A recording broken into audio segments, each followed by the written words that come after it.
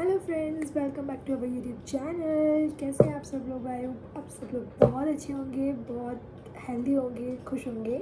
So guys, I am so sorry, after so long मैं video बना रही हूँ और बीच में ऐसा हुआ था कि तबीयत थोड़ी ठीक नहीं थी और थोड़ा बिजी थी तो ब्लॉग नहीं आ रहे थे, बट अब कंटिन्यू ब्लॉग्स आएंगे। सो गाइस, आज की वीडियो में एक्चुअली कुछ दिन पहले इंस्टाग्राम पे काफ़ी मुझे डीएम्स आ रहे थे, बोल रहे थे लोग, बट मतलब सब लोग कि आप दीदी कैसे मतलब इंडिया टू जॉर्जिया गए हो, उसका प्रोसेस हमें बताओ, बिकॉज हम लोग मेडिकल स्टडी करने आएंगे तो वहाँ पे क्या प्रोसेस है, क्या नहीं प्रोसेस है। तो इस वीडियो में आज मैं यही बताने वाली हूँ कि मैं इंडिया से यहाँ जॉर्जिया कैसे आई। तो शुरू करते हैं। तो दो तरीके से लोग अप्लाई करते हैं। एक स्टूडेंट्स होते हैं जो बाहर अपनी स्टडी एकेडमिक के लिए वीज़ा अप्लाई करते हैं, और सेकेंडली कि जो लोग मतलब शादी के बाद शिफ्ट हो रहे हैं आप इंडिया से कहीं भी, कनाडा, जर्मनी एक्सेट्रा। तो उन लोगों का प्रोसेस दोनों अलग होते हैं। जो स्टूडेंट वीज़ा एकेडमिक के लिए अप्लाई करते हैं उनका प्रोसेस अलग होता है, जो मैरिज के बेस पे अप्लाई करते हैं उनका प्रोसेस अलग होता है। तो मैं अपना प्रोसेस आपसे डिस्कस करने वाली हूँ, क्योंकि लोगों का बहुत कमेंट था कि दिया प्लीज़ बताओ जो मतलब मैरिज वाले कपल थे उसके लिए। तो गाइज़, मेरी शादी थी अप्रैल में और हम लोगों ने मार्च में अप्लाई किया था अपना वीज़ा। तो कमल मार्च में इंडिया आए थे, तो हम लोगों ने, कमल को तो आप जानते होंगे, मेरे हस्बैंड को ब्लॉग में बहुत दिखते हैं, बहुत फ़नी है। तो गाइस, मैं आपको बताती हूँ, मेरा गला थोड़ा ख़राब है बट आप ध्यान रखो। तो हम लोग दोनों गए थे कनॉट प्लेस में, जहाँ हनुमान मंदिर, आई होप जो लोग दिल्ली में रहते होंगे उनको पता होगा बहुत लोगों को। तो हनुमान मंदिर के पीछे ही एक एजेंसी ऑफिस है, वहाँ पे सारी कंट्री के मतलब ऑलमोस्ट कंट्री के एजेंसी ऑफिसेज है। पहले आपको डॉक्यूमेंट्स वहाँ सबमिट करने पड़ते हैं, फिर वहाँ से एम्बेसी वो लोग ट्रांसफ़र करते हैं, फिर वहाँ पे वेरीफाई होकर आपका वीज़ा आपको डिलीवर होता है। तो जब हम लोग मार्च में अपने डॉक्यूमेंट्स सबमिट करने गए थे, उससे पहले हम लोगों ने, क्योंकि हम लोगों के सरनेम अलग अलग थे, तो जिनका सरनेम सेम होता है तो उनको प्रॉब्लम नहीं होती प्रूव करने के लिए कि ये मतलब शादीशुदा है या नहीं है, तो उनको प्रॉब्लम नहीं होती। वो यहाँ पे आके फिर शादी कर लेते हैं, अपना मैरिज सर्टिफिकेट बनवा लेते हैं। तो क्योंकि हम लोगों के सरनेम में ही दिक्कत थी, तो हमें पहले अपना कानूनी तौर पर मैरिज करना था। तो हमने आई थिंक शादी से 15-20 दिन पहले हम लोगों ने एक कोर्ट के थ्रू मतलब कानूनी तौर पे शादी की और अपना मैरिज सर्टिफिकेट बनवाया गवर्नमेंट के थ्रू। तो हमने वो अपना समाज मतलब मैं आपको बताती हूँ, आर्य समाज से शादी का एक वो बना था हमारा मैरिज सर्टिफिकेट, और उसके बाद फिर वो कोर्ट से अप्लाई हुआ था। तो ऐसे हमारी फर्स्ट मैरिज हुई थी वीज़ा के लिए, डॉक्यूमेंट्स के लिए। तो गाइस, जब वो डॉक्यूमेंट सबमिट कराने गए थे तो मैं बहुत खुश थी कि यार चलो सबमिट हो गया, अब एक टेंशन निकल गई दिमाग से, तो ठीक है। उसके बाद फिर क्योंकि ऐसा होता है कि बाहर की कंट्री पेपर वर्क पे ज़्यादा बिलीव करती है, क्योंकि भारतीय सभ्यता रिचुअल्स के हिसाब से बाहर प्रूफ नहीं होता आपकी शादी का, वो एक्सेप्ट नहीं करते इस शादी को, ठीक है। यहाँ की गवर्नमेंट, बाहर की गवर्नमेंट आपसे पेपर वर्क लीगली ही आपसे प्रूफ मांगती है, ऐसे रिचुअल्स पे वो बिलीव नहीं करते। तो ऐसे ऐसे हम लोगों ने फिर किया। उसके बाद बहुत सारे पंगे हुए गाइस। शादी में 10-15 दिन बचे थे और मैं बहुत चिल्ला उठी, चलो यार वीज़ा वीज़ा आ जाएगा, ये है वो है। तो फिर आफ्टर शादी मई शुरू हो गया था, और मैं आपको बताती हूँ कि वीज़ा आने में एक प्रॉपर टाइम होता है 60 डेज़ का। 60 डेज़ में आपका वीज़ा आ जाता है। इन केस अगर आपके वीज़ा में कोई दिक्कत होती है तो 90 डेज़ लग सकते हैं, और वो आपको खुद कॉल करते हैं कि आपके वीज़ा में ये मिसिंग है या ये गड़बड़ है, इसको आप ठीक कर लो, फिर सबमिट करा दो, उसके बाद आपका वीज़ा आपको मिल जाएगा 1 हफ्ते के अंदर अंदर। तो मेरे साथ ये ब्लॉग में ना कमल नहीं है, अगर वो होते हैं ना तो मतलब इतने एक्सपीरियंस शेयर हो जाते हैं हम दोनों के। तो मैं बताती हूँ आपको, चलो एनीवे छोड़ो। मेरे साथ दिक्कत ना हो ऐसा तो हो नहीं सकता, जो लोग मुझे जानते हैं मेरे साथ तो दिक्कत इतनी होती है। तो अब हुआ ऐसे था कि हम लोगों की शादी हुई, फिर उसके बाद आई थिंक अप्रैल स्टार्ट हो गया था, मैं बहुत खुश थी, अरे यार वीज़ा वीज़ा आ जाए जल्दी, अब 10-15 दिन में आ जाएगा ऐसे ऐसे। क्योंकि हम लोग ट्रैक करते थे, उन्होंने हमें एक लिंक दिया था, मैं आपको बताती हूँ। जब हम एजेंसी में जाएंगे, मैं स्टार्टिंग से प्रोसेस बताती हूँ। जब हम अपने डॉक्यूमेंट सारे एजेंसी लेके जाते हैं तो वो आपका पासपोर्ट देखते हैं, पूरा वेरीफाई करते हैं, पूछते हैं आप पहले कभी गए हो नहीं गए हो, छोटा छोटा इंटरव्यू लेते हैं। आपको वहाँ की लैंग्वेज आती है नहीं आती है, और देख आपके एक्सप्रेशंस देखते हैं, आप डर तो नहीं रहे हो, ये तो नहीं कर रहे हो, ये सब कुछ होता है। तो उसके बाद जब आपका पूरा, और हाँ, आप अपने साथ जो भी फ़ोटोज़ लेके जाओगे उसका कोई फ़ायदा नहीं है, बिकॉज एजेंसी में जाके फ़ोटो क्लिक होता है।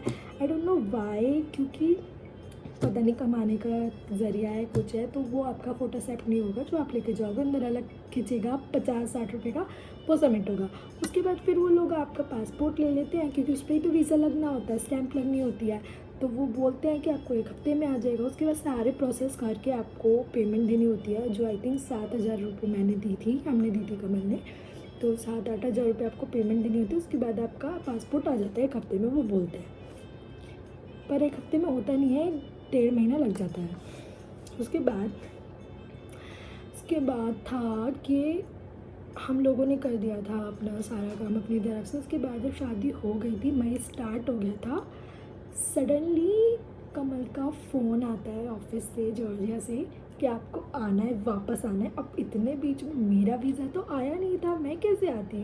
तो कमल को उनके बॉस ने कहा, नहीं आपको अर्जेंट है आना। उन्होंने बोला कि सर मेरी वाइफ का वीज़ा नहीं लगा, मैं उसे लेके आऊँगा। नहीं, आपको आना है, आपकी ज़रूरत है, ऑफिस आपको पहुँचना है 2 दिन के अंदर। अब 2 दिन के अंदर फिर कमल आए, शादी के बाद वो आए, मैं अपने घर थी, वो आए। अब इस बीच में मैंने कहा यार ये तो चलेगा, अब मैं क्या करूँ? फिर मैंने कहा यार चलो वीज़ा आ जाए फटाफट, फिर निकलते हैं। तो मुझे सडनली एक दिन कॉल आता है जॉर्जियन एम्बेसी से, और वो मुझे बोलते हैं कि आपका जो मैरिज सर्टिफिकेट है गवर्नमेंट वाला, उसको आपको अपोस्टिल करवाना है।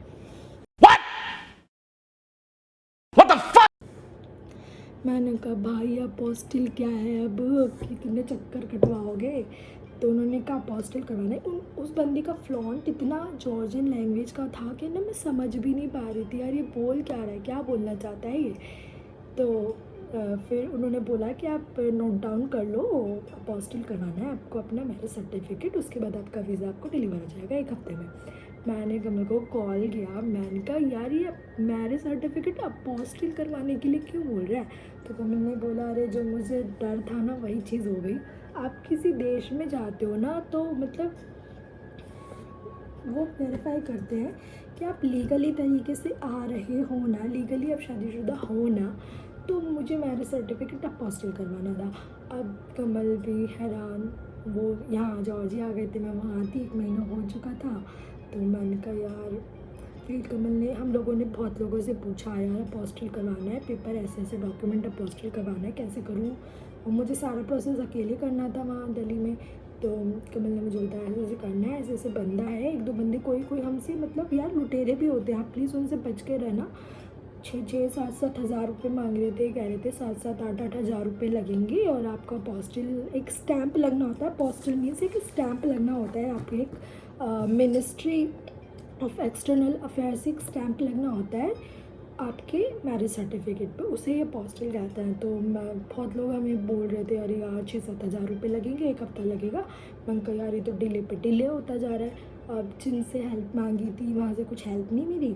तो फिर एक दिन हुआ कि कमल ने फिर गूगल पे सर्च वगैरह किया, सर्च करने के बाद फिर देखा, एक हमें नंबर मिला एक लेडी का, वो अपोस्टिल करवाती थी। कौन मेरा गला तो वो अपोस्टिल करवाती थी। तो हमने उसको कॉल किया, मैंने उसको बोला कि आप अपोस्टिल करवाते हो? अब ऐसे नॉर्मली गूगल से नंबर निकाल के, तो मैंने सोचा ये तो कि यार ये फेक ना हो, ऐसा कुछ ना हो। मैंने कमल से डिस्कस किया, मैंने कहा यार मुझे लगता है ये फ़ेक होगा, ऐसा कुछ नहीं होता, पैसे वैसे हड़प लेते हैं, क्योंकि वो बोल रही थी कि आपको पहले पेमेंट सबमिट करवानी पड़ेगी।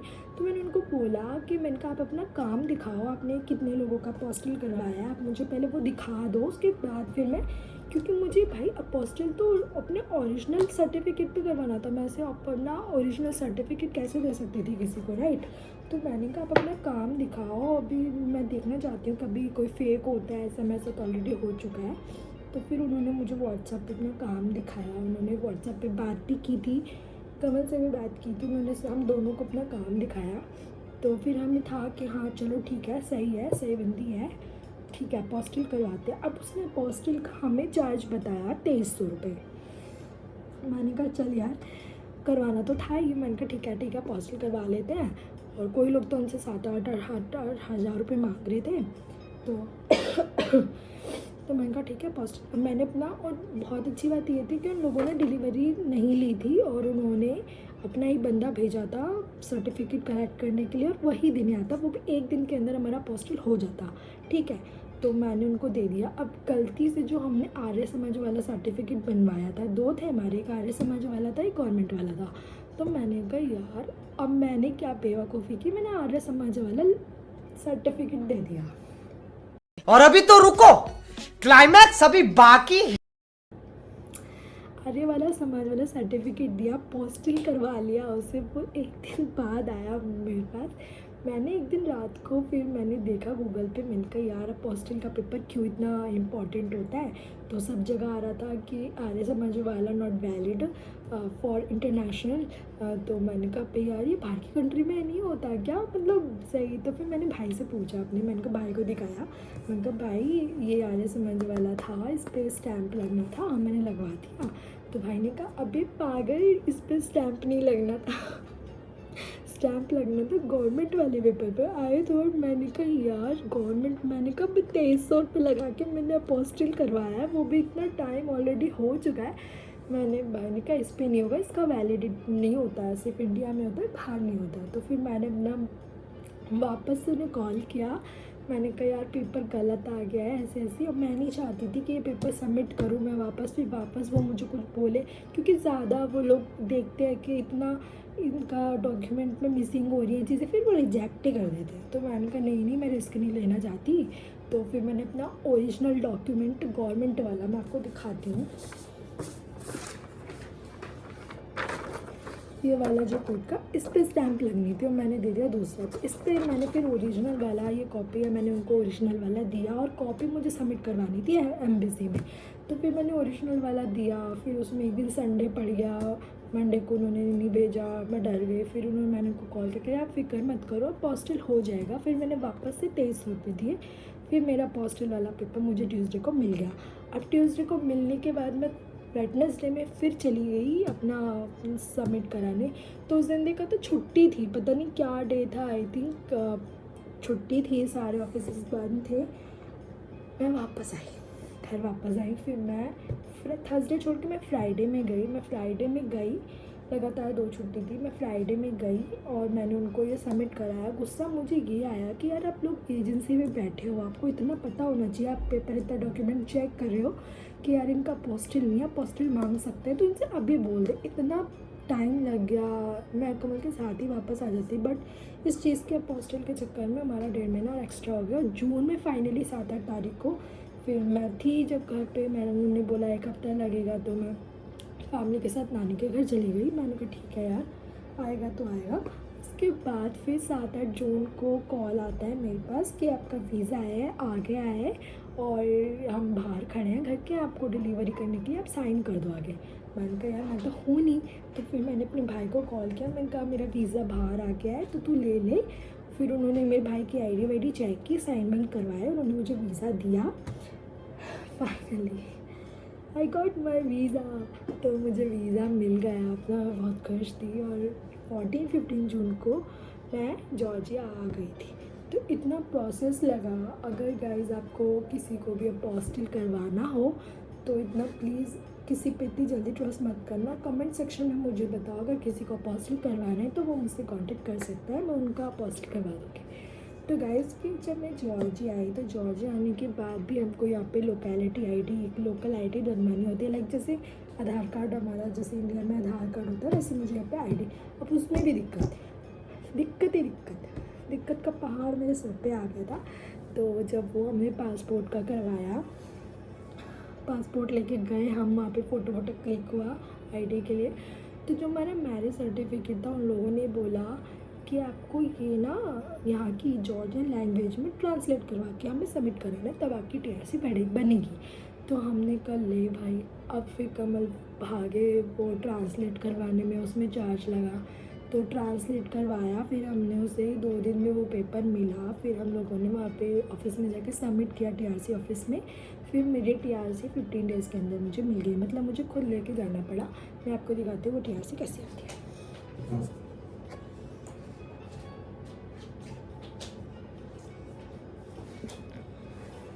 गाइस टीआरसी ऐसी होती है, ऐसी आती है। तो ये 15 दिन के अंदर मुझे मिल गई थी। और जॉर्जिया में ये आपकी टीआरसी होनी बहुत ज़रूरी होती है, बहुत इंपॉर्टेंट होती है। तो गाइस ये था पूरा प्रोसेस। अगर इसके अलावा अपार्ट फ्रॉम दिस, और हाँ आप पूछ रहे थे कि मतलब यहाँ पे क्या काम होते हैं, तो गाइस मैं आपको बताती हूँ। यहाँ पे ज़्यादातर डिमांड मेडिकल स्टूडेंट की होती है। मेडिकल स्टूडेंट अगर मेडिकल जिसको पढ़नी है वो यहाँ पे आके अप्लाई कर सकते हैं। और वैसे मेरे हस्बैंड तो ऑलरेडी यहाँ वर्किंग हैं, ही डज। तो मैं आपको दिखाती हूँ वो अपोस्टल किसे बोलते हैं। तो apostle ministry of external affairs से स्टैंप लग कर आता है, वही अपोस्टल माना जाता है। यही इसी की वजह से, इसी स्टैंप की वजह से बहुत ज़्यादा स्ट्रगल करना पड़ा हमें। तो गाइस एक चीज़ और बता देती हूँ, अगर आपको जैसे एम्बेसी से कॉल आता है, तो अगर आपको कुछ भी पूछना हो और एक्स्ट्रा, तो आप उसी टाइम पूछ लो। क्योंकि गाइस उसके बाद एम्बेसी का कॉल बिल्कुल भी नहीं लगता, बिल्कुल भी नहीं लगता। आप अगर लगेगा भी तो वो लोग उठाएंगे नहीं। तो आपको जो भी क्वेश्चंस करने हैं आप उनको तभी पूछ लेना, और ये आपके लिए बहुत अच्छा रहेगा, वरना आप परेशान होते रहोगे।